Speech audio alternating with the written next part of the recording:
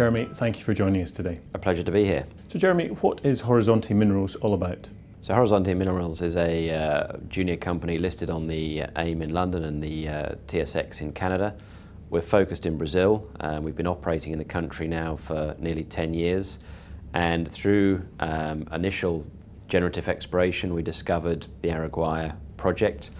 In 2010 into 2011, we were then able to acquire a significant adjacent discovery from Teck, Canada's largest mining company.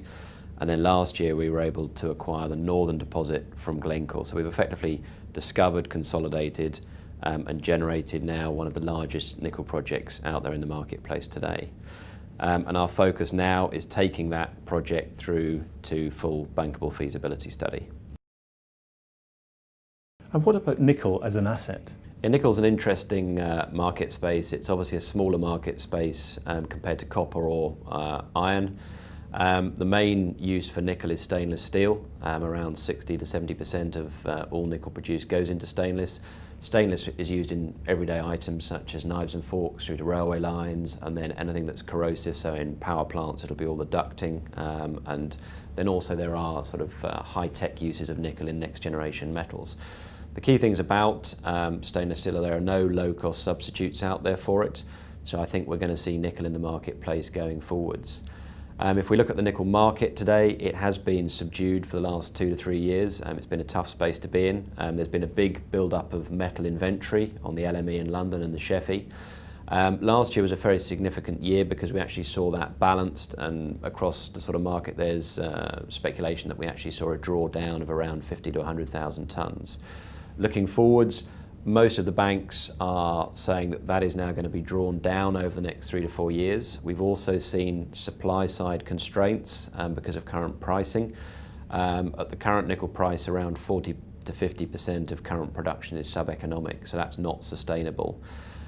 Going forwards, if you look across forecasts, across the major sort of banks, etc., we're looking anywhere this year 12 to 13 range, 2018 14 to 16, and then out beyond that we're anywhere $16,000 to $18,000 a tonne. And I think it's important, if you look at the 10-year historic price back from today, it's around $17,000 a tonne. So what we're seeing today is an abnormal point in the market. And we've worked hard to build the company at the bottom end of the nickel price market because we want to be able to bring the asset into that production arena on an upswinging nickel price. You've seen a lot of projects historically which actually have started producing at the top of the market and then have chased the price down. Obviously, timing is key. We're talking production 2019, and the same market consensus, a nickel price somewhere around sort of 16 to 18 at that range. However, I will say we've used $12,000 a tonne long term. The project is very robust at those levels. So even if we see that price range in 3 to 4 years' time, we make good money.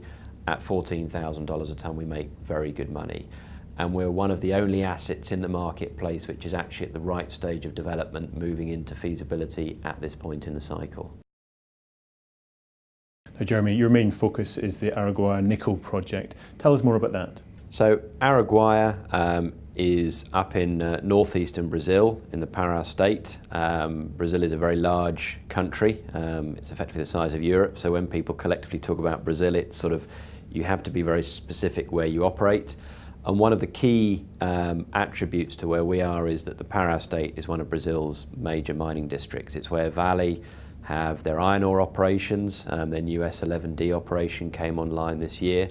And as a result of that, you've got very good infrastructure and a very good technical know-how, and people understand the process. So that's a key function of where we are. This is a new discovery made by us, Teck and Xstrata, so that's also quite an exciting development. The actual belt we control is about 100 kilometres north to south. In the south we have the town of Conceição do Araguaia, which is around 40,000 people. And then moving north, we start to run into the Carajas region. Jeremy, you've completed the pre-feasibility study in 2016, and obviously your plans for the feasibility study in 2017. Tell us more. So we completed a pre-feasibility at the end of last year. The pre-feasibility showed robust economics, and the board approved the move into the feasibility. The feasibility will be started in January, where we've got tenders out at the moment. We're going out to the main engineering groups that operate in the nickel laterite space.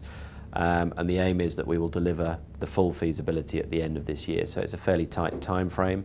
There's a lot of workflows that run into that. And the aim is that we're able to deliver a feasibility that is bankable, that has a cost structure, plus or minus 10%, and a high degree of engineering so that we can then take the project straight into the implementation phase.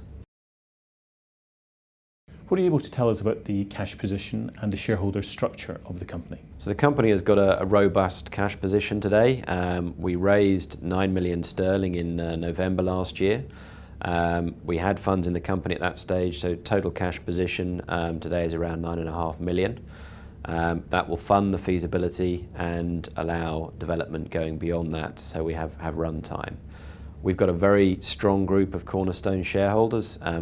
There was a good group pre this new raise, comprising Tech. They own 19% of us today.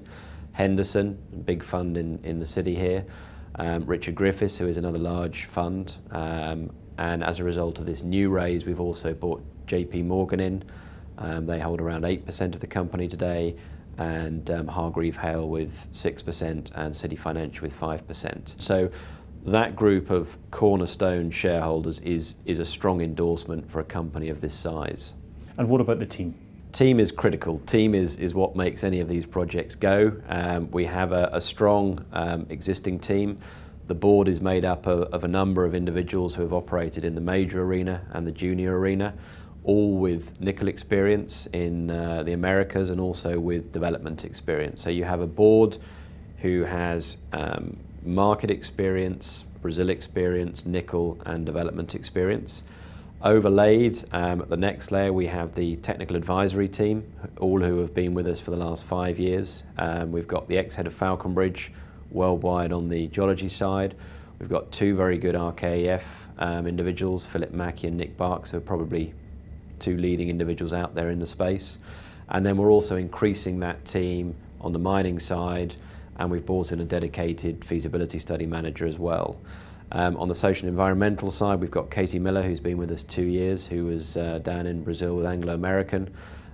So we're going to have a very robust team who can actually manage the feasibility at the owner's level and ensure that the detail that the engineering groups are building up is to the right level, and we're able to take that apart at each step of the process, which is key. And what's the roadmap for 2017? Roadmap is busy for 2017, so looking at it sort of broad level, the aim is that at the end of January into February we've got the feasibility study awarded. Work will start on that in February. In parallel we have work going on the ground. There'll be infill drilling, the geotechnical programs, the hydrogeological programs. We'll also be doing trial mining, which will happen mid-year, so that will be going in, extracting a large portion of nickel to determine the recoveries, etc., and ground conditions.